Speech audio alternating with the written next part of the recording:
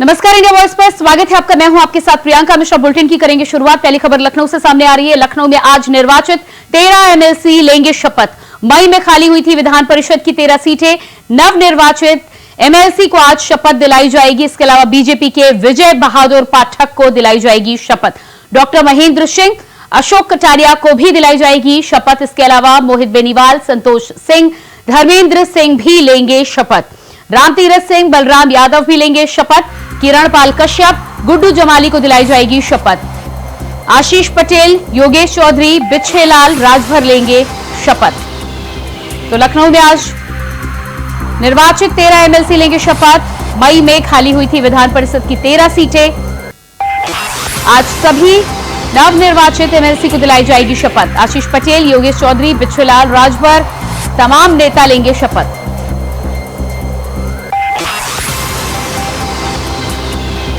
नवनिर्वाचित एमपी को आज दिलाई जाएगी शपथ। बीजेपी के विजय बहादुर पाठक आज लेंगे शपथ। इसके अलावा आशीष पटेल, योगेश चौधरी, बिच्छेलाल राजभर, बीजेपी के विजय बहादुर, डॉक्टर महेंद्र सिंह, अशोक कटारिया भी लेंगे शपथ। नवनिर्वाचित 13 एमएलसी आज लेंगे शपथ। मोहित बेनीवाल, संतोष सिंह, धर्मेंद्र सिंह भी लेंगे शपथ।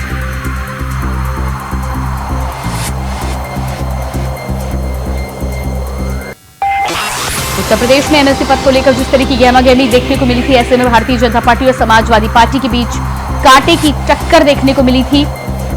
13 एमएलसी की बात करें तो 3 समाजवादी पार्टी के 10 भारतीय जनता पार्टी के खाते में आए हैं। ऐसे में आज सभी 13 एमएलसी पद की शपथ लेंगे।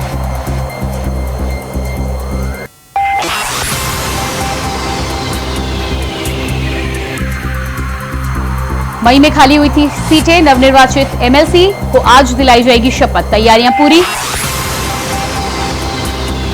और इसी खबर पर हमारे साथ लखनऊ से ब्यूरो चीफ प्रियम पाठक जुड़ चुके हैं। जी प्रियम, जिस तरह से 13 एमएलसी को आज शपथ दिलाई जाएगी, क्या कुछ तैयारियां हैं और क्या समय निर्धारित किया गया है? बिल्कुल, देखिए, लोकसभा चुनाव से पहले जो है यूपी के अंदर 13 एमएलसी की जो सीटें थी वो खाली हुई थी और उस पर चुनाव कराया गया था। और चुनाव के बाद सभी जो सदस्य थे वो निर्वाचित हुए थे, लेकिन चूंकि आचार संहिता लग गई थी और लोकसभा चुनाव चल रहा था, इस वजह से उनका शपथ ग्रहण समारोह जो था वो नहीं हो पाया था। अब जब लोकसभा चुनाव संपन्न हुआ है तो उसके बाद आज जो है अब से महज कुछ देर बाद जो है विधान परिषद के अंदर इन सभी नवनिर्वाचित 13 जो एमएलसी हैं उनका शपथ ग्रहण समारोह रखा गया है। और उनके शपथ ग्रहण समारोह जो है उसमें 3 जो है वो समाजवादी पार्टी के एमएलसी जो थे वो जीते थे और इसके अलावा 10 एमएलसी जो थे वो भारतीय जनता पार्टी के जीते थे। और जीतकर ये 13 ही सदस्य जो है वो विधान परिषद पहुंचे हैं। इससे पहले जो 13 सीटें खाली हुई थी उस पर ही चुनाव हुआ था। तो आज उनका ये शपथ ग्रहण समारोह है और जो कई मायनों में अहम भी माना जा रहा है। अब से महज कुछ देर बाद जो है विधान परिषद के अंदर उनका ये शपथ ग्रहण समारोह जो है वो शुरू होगा। और माना जा रहा है कि उनके शपथ ग्रहण समारोह में मुख्यमंत्री योगी आदित्यनाथ और इसके अलावा अन्य जो बड़े प्रशासन जो वरिष्ठ नेता हैं वो वहां पर पहुंच सकते हैं। जी बिल्कुल, तो बड़े नेता पहुंच सकते हैं। जिस तरह से शपथ आज दिलाई जाएगी, समाजवादी पार्टी की बात करें तो राज्यसभा में हालांकि समाजवादी पार्टी 1 सीट और चाहती थी लेकिन कामयाबी नहीं मिली थी। लेकिन जिस तरह से लोकसभा चुनाव में बेहतरीन प्रदर्शन कर वापसी करी है लोकसभा चुनाव में समाजवादी पार्टी ने, ऐसे में आज समाजवादी पार्टी के नेताओं का उत्साह को लेकर क्या कुछ कहना है और साथ ही साथ समय को लेकर क्या जानकारी मिल रही है? देखिए, समय अब से मैच कुछ देर बाद जो है वो शपथ ग्रहण समारोह जो है वो कार्यक्रम की शुरुआत होगी।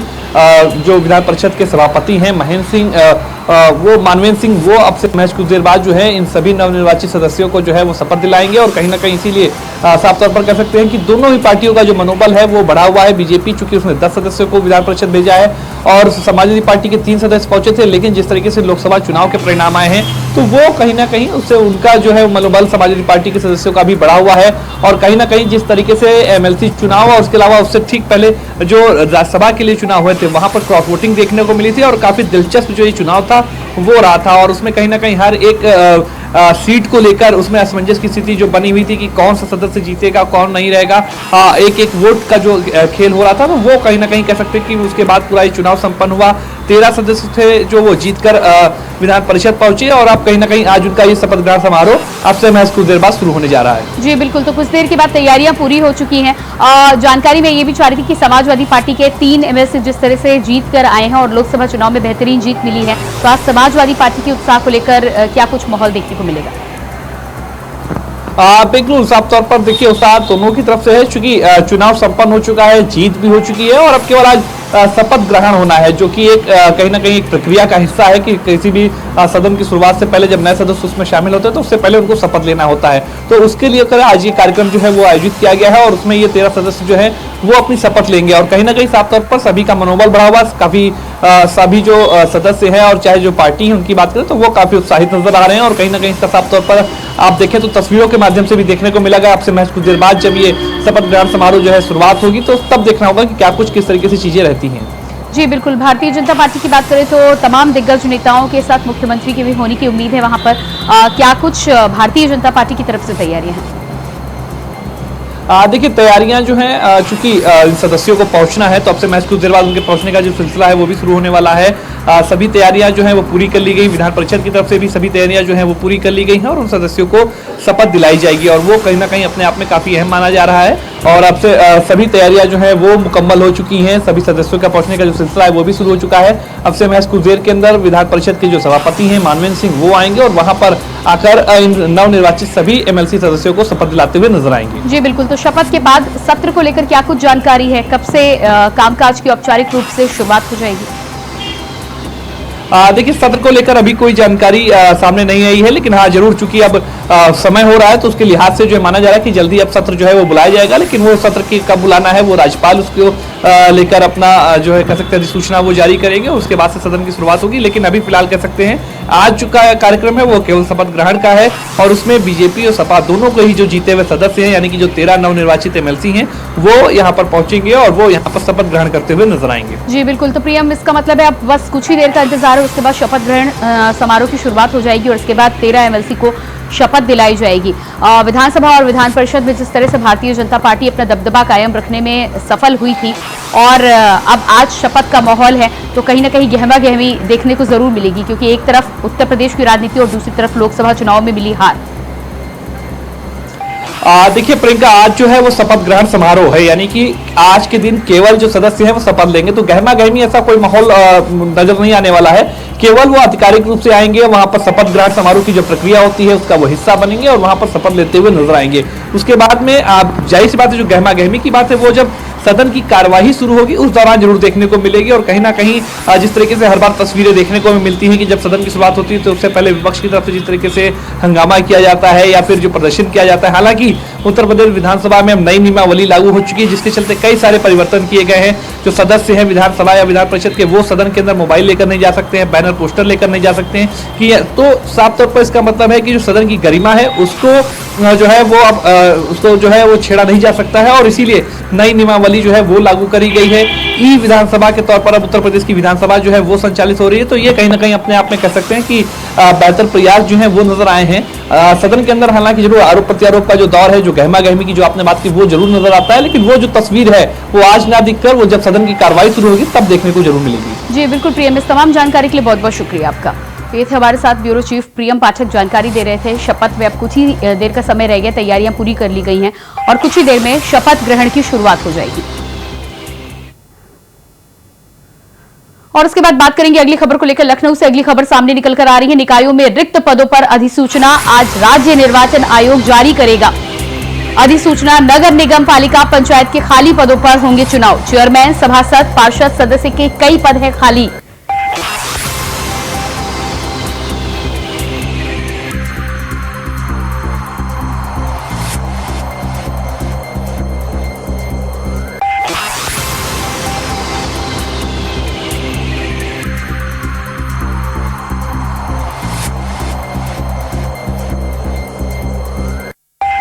पार्षद सदस्य के कई पद हैं खाली। यूपी में 17 नगर निगम, 200 नगर पालिका, 545 नगर पंचायतें। तो निकायों में रिक्त पदों पर अधिसूचना आज राज्य निर्वाचन आयोग जारी करेगा। अधिसूचना, पार्षद सदस्य के कई पद हैं खाली। यूपी में 17 नगर निगम, 200 नगर पालिका, 545 नगर पंचायतें। आज राज्य निर्वाचन आयोग जारी करेगा अधिसूचना। खाली पदों को लेकर अधिसूचना होगी जारी और उसके बाद आगे की कार्रवाई को बढ़ाया जाएगा आगे। पार्षद और सदस्यों के कई पद खाली। यूपी में 17 नगर निगम, 200 नगर पालिका, 545 नगर पंचायतें खाली।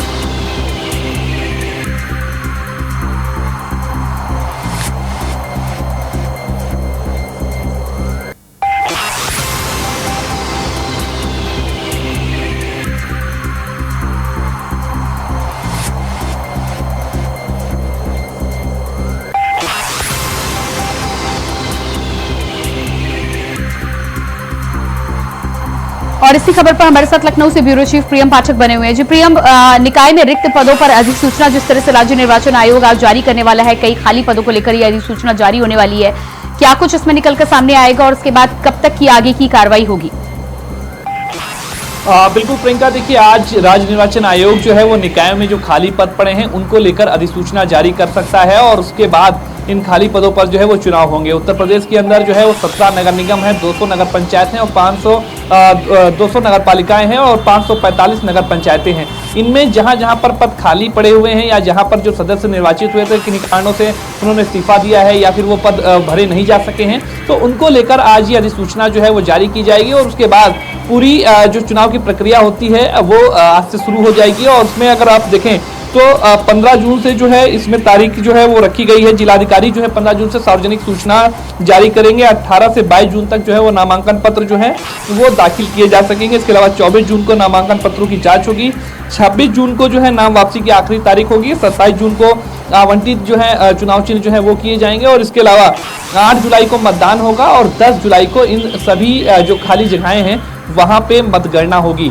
तो आज कह सकते हैं कि आज आपसे मैच कुछ देर बाद माना जा रहा है कि राज्य निर्वाचन आयोग जो है निकाय चुनाव को लेकर अपनी अधिसूचना जो है वो जारी कर सकता है, जिसके बाद प्रदेश के अंदर जहां पर भी निकाय के जो पद हैं वो खाली पड़े हुए हैं वहां पर चुनाव होगा और वहां पर खाली पड़े हुए जगहों को भरा जाएगा। जी बिल्कुल, तो जिस तरह से अधिसूचना जारी करने वाला है राज्य निर्वाचन आयोग, क्या इसमें इसकी कुछ समय सीमा भी होगी कि हालांकि तारीखें आ जाएंगी तो उसके बाद पता चल जाएगा, लेकिन क्या लगता है आपको कि कितने दिनों के भीतर इन चुनाव को कराने को लेकर जानकारी सामने आ सकती है?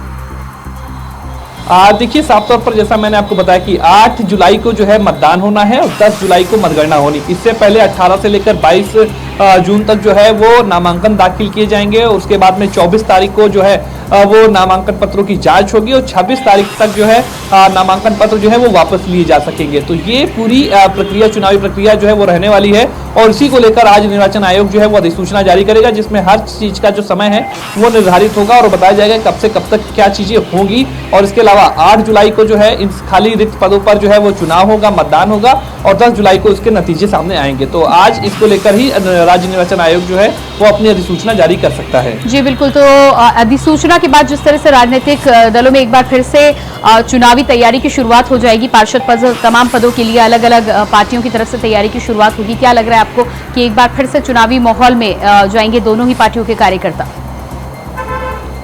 देखिए साफ तौर पर माहौल जरूर इस तरीके का देखने को मिलेगा, लेकिन चूंकि जो सीट्स है वो काफी कम है, जो रिक्त पद पड़े हुए हैं केवल उन पर चुनाव होना है, यानी कि सभी जगह पर नहीं होना। ऐसा नहीं कि 17 नगर निगम है तो 17 नगर निगम में होना। जो नगर निगम में जहां पर सीट खाली होगी अभी तक चेयरमैन की, वहां पर जो है ये चुनाव जो है वो कराया जाएगा। इसी तरीके से चाहे वो सभासद हो या पार्षद हो या पंचायत के सदस्य हो, उनको लेकर जो जहां पर जगहें खाली हैं उनके लिए मतदान होना है। तो वो बहुत बड़ा एक नंबर नहीं है, लेकिन जरूर साफ तौर पर चुनाव कोई भी हो उत्तर प्रदेश के अंदर उसका एक अलग ही माहौल जो है वो देखने को मिलता है और हर एक चुनाव की अपनी ही अहमियत होती है। तो कहीं ना कहीं उसके चलते ही अगर आप देखें तो इन सीटों पर भी जब चुनाव होगा, जो मतदान होंगे, तो उसमें कहीं ना कहीं जाहिर तौर पर जो है चुनावी माहौल जो है वो देखने को मिल सकता है। जी बिल्कुल प्रियम, इस तमाम जानकारी के लिए बहुत शुक्रिया आपका। तो बुलेटिन में खबरों में आगे बढ़ेंगे, लेकिन फिलहाल रुकते हैं एक छोटे से ब्रेक के लिए, फौरन वापस लौटते हैं। ब्रेक के बाद बात करेंगे अगली खबर को लेकर। लखनऊ से अगली खबर सामने आ रही है। उत्तर प्रदेश की 9 विधानसभा सीटें हुई खाली, कांग्रेस समाजवादी पार्टी कर सकती है सीटों की मांग। कांग्रेस समाजवादी पार्टी कर सकती है सीटों की मांग। सपा के खाते में आती हैं 4 विधानसभा की सीटें, बीजेपी के खाते में आती है 5 विधानसभा की सीटें। कठेरी, करहल, मिल्कीपुर, कुंदर की सीट पर थे सपा के एमएलए, वहीं फूलपुर, गाजियाबाद, खैर, मझुआ, मीरापुर पर थे बीजेपी के एमएलए। कांग्रेस और समाजवादी पार्टी कर सकती है सीटों को लेकर मांग। मिल्कीपुर, कुंदर की सीट पर थे सपा के एमएलए, इसके अलावा फूलपुर, गाजियाबाद, खैर, मझुआ, मीरापुर पर बीजेपी पर के एमएलए। तो लगातार ये कई सीटें खाली होने के बाद एक बार फिर से विधानसभा के उपचुनाव को लेकर स्थिति बनती हुई नजर आ रही है। देखना ही होगा कि इस पर क्या कुछ फैसला राज्य के द्वारा, सरकार के द्वारा, उसके अलावा विधानसभा के द्वारा लिया जाता है।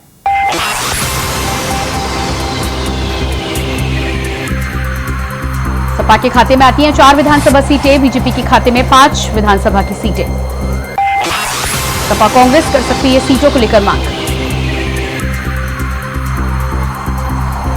और इसी खबर पर यूपी से हमारे साथ स्टेट कोऑर्डिनेटर अनिल पाठक जी जुड़ चुके हैं। जी अनिल पाठक जी, जिस तरह से विधानसभा की सीटें निकलकर खाली हुई है, 9 विधानसभा की सीटों को लेकर 4 समाजवादी पार्टी और 5 बीजेपी के खाते में हैं, क्या कुछ आगे की प्रक्रिया रहने वाली है इस पूरे मामले में? देखिए प्रियंका, लोकसभा चुनाव में जिस तरह से समाजवादी पार्टी और कांग्रेस ने अपना झंडा गाड़ा है, उसको लेकर के उपचुनाव में अब अटकलें शुरू हो गई हैं कि आखिर कांग्रेस और सपा का गठबंधन बरकरार रहेगा या फिर टूट जाएगा। क्योंकि उत्तर प्रदेश में 9 विधानसभा सीटें खाली हुई हैं, जिसमें 4 सीटें ऐसी हैं जहां पर समाजवादी पार्टी का कब्जा था और 5 सीटें ऐसी हैं जहां पर भारतीय जनता पार्टी का कब्जा था।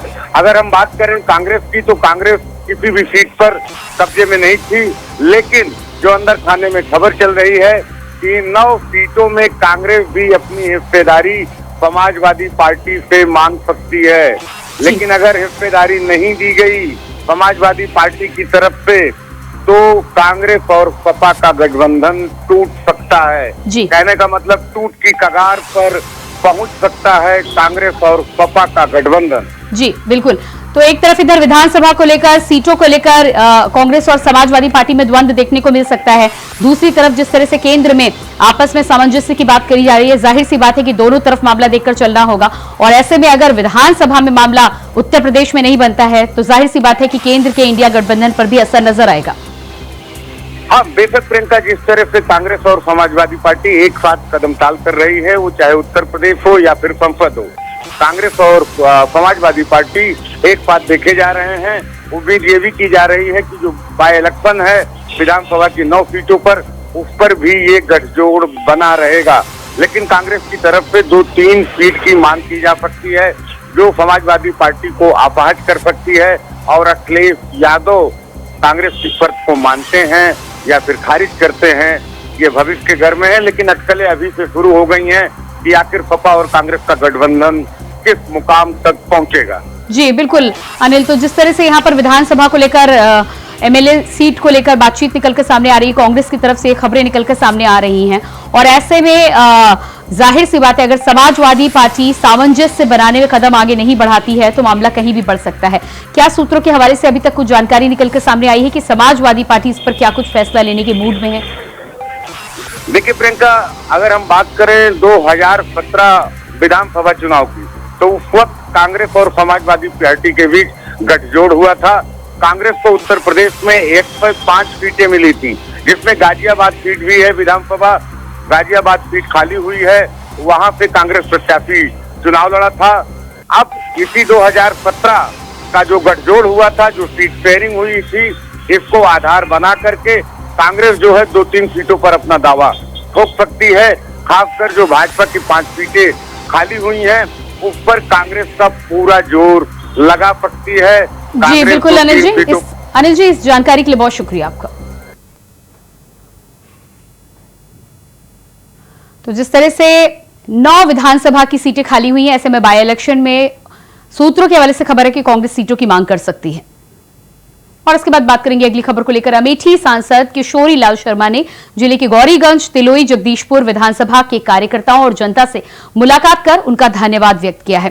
कांग्रेस और गठबंधन पार्टी के कार्यकर्ताओं ने जोरदार स्वागत किया। वहीं सांसद किशोरी लाल शर्मा ने बीजेपी की केंद्र सरकार पर हमला भी बोला और कहा कि ये सरकार, जो सरकार अब की बार बनी है, ये गठबंधन की सरकार बैसाखी जैसी है, कब टूट जाए कुछ पता नहीं।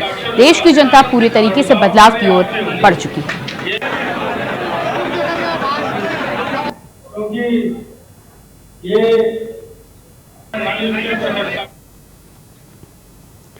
बरेली के थाना क्षेत्र के national highway 24 Lucknow Delhi highway पर स्थित टोल प्लाजा पर टोल मांगने पर जमकर बवाल हुआ। कार सवार दबंग ने अपने साथियों के साथ मिलकर टोल कर्मी से जमकर मारपीट की और टोल प्लाजा में भी तोड़फोड़ की घटना को अंजाम दिया। बताया जा रहा है कि दबंग ने 7 गाड़ियों से गुंडे बुलाए और सभी ने टोल कर्मी को बेरहमी से पीटा। पूरी घटना वहां लगी सीसीटीवी कैमरे में कैद हुई है। तस्वीरें आप देख पा रहे हैं, जिसके बाद पुलिस ने टोल मैनेजर की तहरीर पर एक को नामजद करते हुए 25 अज्ञात लोगों पर एफआईआर दर्ज की।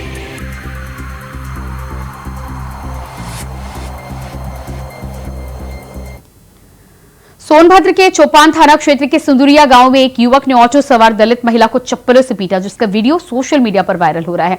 वहीं वीडियो वायरल होने के बाद पुलिस ने केस दर्ज कर लिया है और एसपी के निर्देश पर आरोपी युवक की तलाश में जुट गई।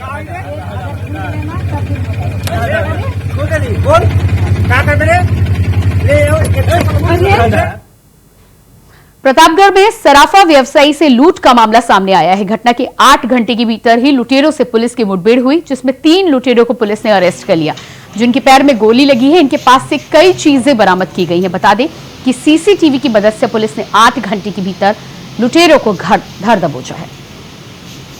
एक लूट की घटना हुई थी कोडौर थाना क्षेत्र के अंतर्गत, जिसमें बाइक पर कुछ बदमाशों के द्वारा एक ज्वेलर के साथ में लूट की गई थी और इसके तत्काल प्रभाव से सभी सीनियर ऑफिसर्स के द्वारा घटनास्थल का निरीक्षण किया गया। इनके पास से जो लूटे गए आभूषण और जो चांदी की वो बरामद हुई है। इनके पास से एक पल्सर 2 तमंचे, एक 315 और तमंचा भी बरामद हुआ है।